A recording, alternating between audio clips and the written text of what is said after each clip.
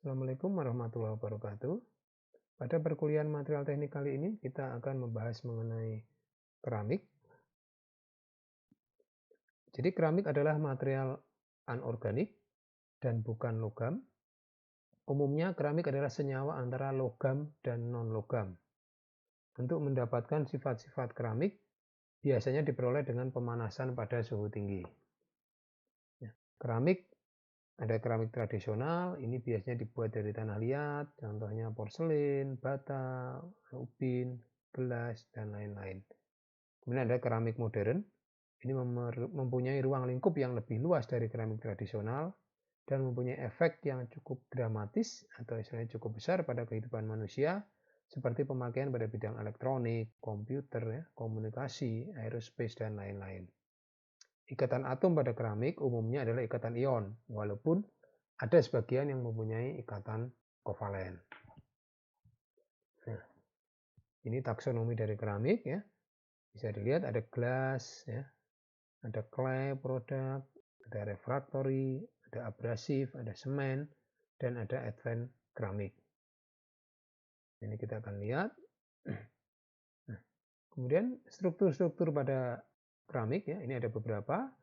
Mungkin bisa dijadikan bahan rujukan. Yang pertama adalah jenis struktur kristal garam batu. Ini anion besar tersusun dalam bentuk kubus dan semua tempat interstisi pada koordinat lipat 6 terisi oleh kation. Nah, di sebelah besar senyawa mempunyai struktur seperti ini ya, contoh MgO, CaO, MnO ya, dan sebagainya. Kemudian ada struktur cesium klorida. Nah, ini atom mempunyai tempat di tengah-tengah kubus sehingga strukturnya BCC terbentuk oleh atom isomer. Keduanya dalam koordinasi lipat 8 ya. Kemudian struktur Wurtzit.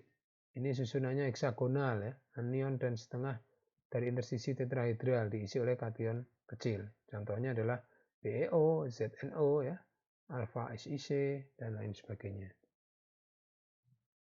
Kemudian berikutnya ada paduan Saint-Blanc.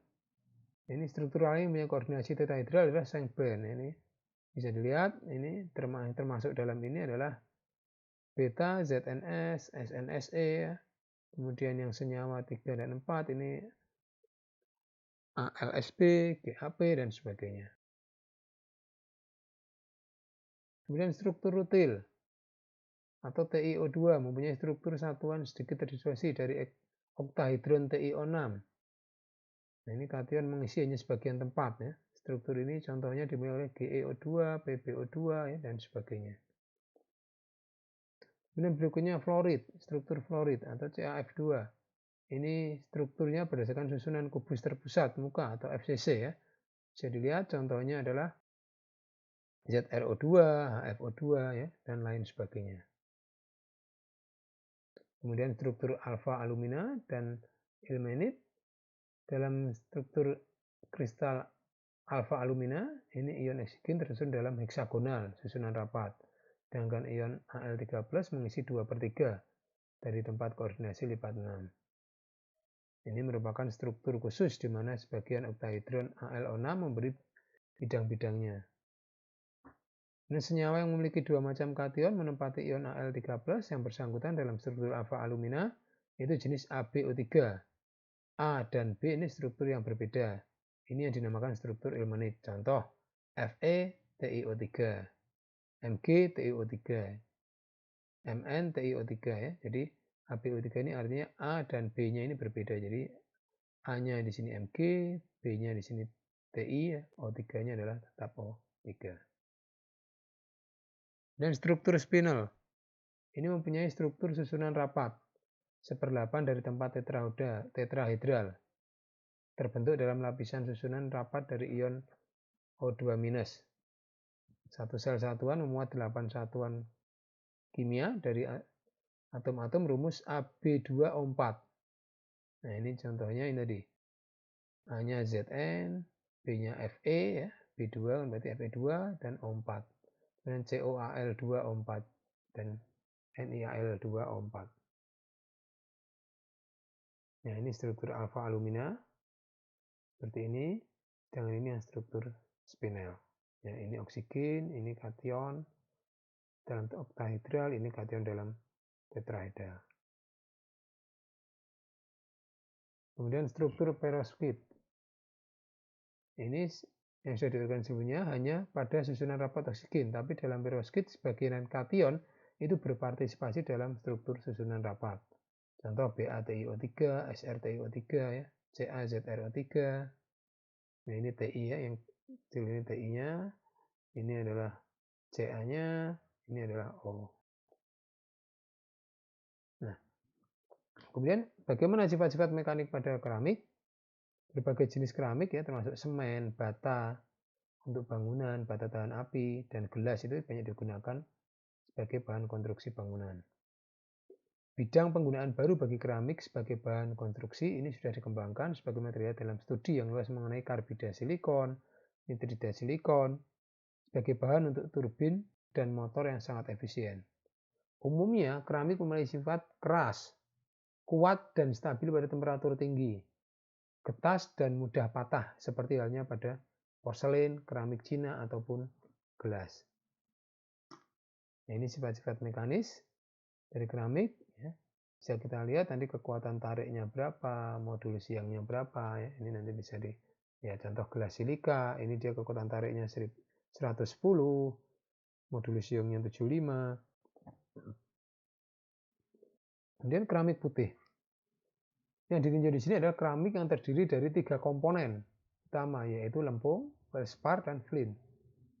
Keramik tanah berkapur dengan kadar kapur atau dolomit yang tinggi dihasilkan secara luas di Eropa khususnya. Peralatan porselen itu mencakup berbagai jenis peralatan makan, peralatan dapur untuk memasak dan pengawetan, alat-alat untuk kelayakan hidup seperti mangkuk permen, pipa, asbak, vas bunga, ya, alat-alat saniter, tegel rumah, gigi porselen, dan sebagainya. Keramik ini sudah dihasilkan dari zaman dahulu atau tertua dalam peradaban manusia bersama-sama dengan pertanian. Jadi kalau kita lihat kadang ada barang-barang antik keramik peninggalan dari zaman dinasti siapa ya, sekarang yang harganya cukup mahal itu. Nah, itu menjadi contoh dari penggunaan keramik sudah digunakan dari zaman dahulu. Nah, kemudian keramik putih itu digolongkan dalam yang pertama keramik tanah, yaitu benda bakar yang putih, tidak bersifat seperti kaca, dan strukturnya rapat, mempunyai daya serap air 3% atau lebih. Dan keramik batu, ini benda bakar yang rapat, tidak mempunyai kepermeabelan terhadap gas atau cairan, tanpa glasur, dan tak tembus cahaya. Dan porselen adalah benda bakar yang juga rapat dan kedap udara seperti keramik batu, dan jernih karena adanya fasa gelas dalam jumlah yang banyak. Dan pada campuran yang sama, porselen ini mempunyai temperatur pembakaran yang tertinggi. Dan berikutnya semen, ya, mortar dan beton. Semen, ya mungkin kita sering dengar, adalah bahan anorganik yang mengeras pada pencampuran dengan air atau larutan garam. Ya, contohnya semen Portland atau semen-semen yang biasa kita pakai untuk bahan bangunan. Untuk menghasilkan semen Portland ini, bahan berkapur dan lempung dibakar sampai meleleh. Sebagian untuk membentuk klinker yang kemudian dihancurkan. Kemudian digerus dan ditambah dengan gips dalam jumlah yang sesuai. Jenisnya antara lain semen untuk penggunaan umum, ini banyak dipakai dalam bidang konstruksi. Semen pengeras pada panas sedang, ini dipakai dalam bidang yang memerlukan beton dalam jumlah besar. Kemudian semen berkekuatan awal tinggi, digunakan untuk pekerjaan yang memerlukan pengesetan cepat atau pekerjaan di daerah dingin. Ya, jadi kalau kita butuh bagaimana supaya cepat ini dia mengering, ya kita butuh semen yang berkekuatan awal tinggi ini, jenis ini. Kemudian mortar. Mortar dan beton itu dibuat dari semen dan agregatnya atau campurannya, dicampur dengan air. Agregat mencakup pasir sungai, kerikil. Ya. Nah, ini dibagi ke dalam agregat kasar dan halus. Jadi umumnya pengayaan dengan mesh 5 mili diterapkan sebagai standar. Di bagian yang lewat saringan sebanyak 85% atau lebih disebut agregat halus, dan yang tinggal disebut agregat kasar. Bila agregat hanya terdiri dari agregat halus, maka disebut mortar semen. Ya, jadi ini berarti pencampurnya adalah dia kecil, di bawah 5 mili. Bila mengandung agregat kasar, maka disebut beton. Ya, makanya kalau kita nyebut hasil coran itu sebagai ini beton, menggunakan beton karena apa? Ya, dia campurannya besar-besar, ada batu-batunya itu yang cukup besar, mungkin sudah 5 cm lebih. Nah, itu termasuk dalam beton. Dan gelas. Gelas adalah zat padat amorf terbentuk sewaktu transformasi dari cair menjadi kristal. Titik transisi termodinamika yang disebut titik transisi gelas memisahkan gelas dari cairan dingin lanjut. Nah, ini tidak seperti keadaan kristal, di sini tidak ada keteraturan jarak panjang dalam konfigurasi atom, tapi hanya keteraturan jarak pendek saja. Konfigurasi atom jarak pendek ini serupa dengan yang ada pada kristal yang mempunyai komposisi kimia yang sama dari gelas itu. Bisa diklasifikasikan yaitu berdasarkan komposisi kimia, gelas kapur soda, gelas borosilikat, ya, kemudian gelas halogenida, gelas khusus, dan seterusnya. Kemudian email. Ya. Email ini adalah benda yang permukaan logamnya dilapisi oleh gelas anorganik. Bubuk gelas diletakkan pada permukaannya dan dipanaskan untuk membuat pelapisnya. Email diterapkan pada logam magnesium, aluminium, baja lunak, besi cor, baja tahan karat, dan paduan lain yang tahan panas. Permukaan logam ditutup oleh gelas.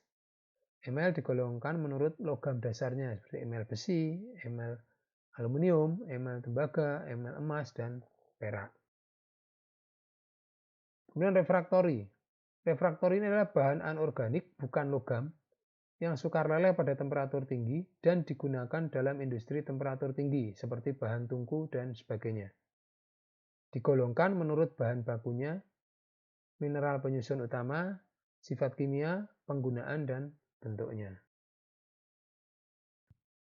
Kemudian isolator termal, ini merupakan bahan isolasi anorganik dari mineral alam dan telah lama digunakan dan meningkat hingga sekarang ini. Bahan isolasi termal bisa digolongkan menurut bentuk, jenis bubuk butiran ya, seperti perlit, vermikulit, silika gel ya. Kemudian jenis serat itu asbes, wol batu, wol slag, dan serat keramik. Sedangkan bongkahan bata api isolasi. Nah, ini contoh misalkan ya, ini isolator listrik ya, kemudian seperti busi untuk motor itu ataupun mobil. Nah, itu dia yang ada putih seperti isolator gini, ini juga termasuk adalah isolator termal. Kemudian bahan abrasif. Bahan abrasif ini adalah bahan anorganik keras yang dipergunakan sebagai pemotong atau pemoles. Ini bisa logam, kayu, plastik, keramik, dan sebagainya. Bahan ini dipergunakan dalam bentuk butir dan bubuk dan dibuat dalam bentuk perkakas seperti batu gerinda, kain, dan kertas amplas. Kemudian berbagai proses permesinan itu mempergunakan bahan abrasif. Menggunakan yang lepeng ya, seperti kayak di lab begitu, mempergunakan bahan abrasif dicampur pelumas. Penggosokan mempergunakan kompon abrasif dicampur minyak atau fat. Sebagai bahan perkakas, bahan abrasif dibuat batu gerinda, batu hons, batu superfinish, ya, kain amplas, dan kertas amplas. Nah, ini adalah contoh-contoh daripada bahan abrasif ya. Ini seperti batu gerinda gitu ya. Ini kertas amplas ya, dan sebagainya. Nah, demikian untuk perkuliahan material teknik kali ini. Mudah-mudahan bisa dipahami.